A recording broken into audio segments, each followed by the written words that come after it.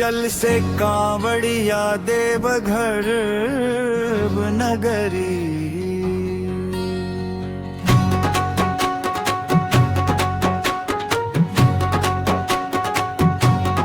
हर हर महादेव बोल बम बोल, भोला के नमवा दिल से तोल।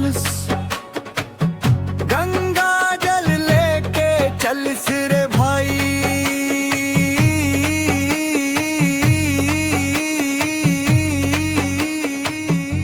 देवघर नगरी आज चल साई। बोल बम हर हर बम, भोला बम हर हर बम।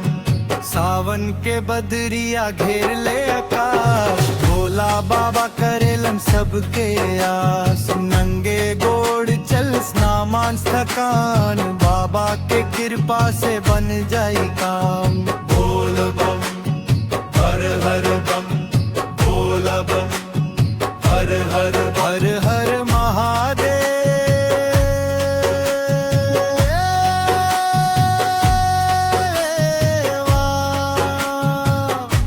बाबा बैद्यनाथ के जयकारा गूंजे चारों ओर सवेरा।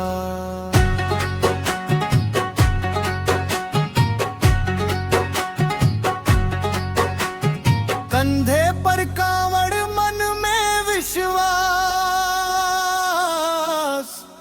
भोलेनाथ पूरा करी है हर आस।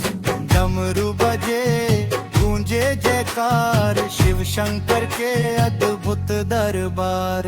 ओम नमः शिवाय, ओम नमः शिवाय। हर हर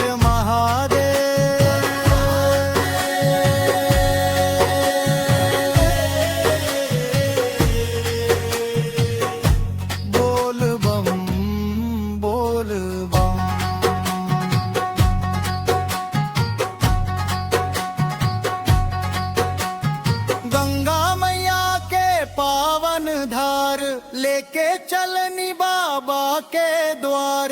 भक्ति के रंग में भिंजल मन, शिव बिना सूना लागे जीवन। हर हर महादेव बोल बम बोल, भोला बाबा सबके रखी है अनमोल।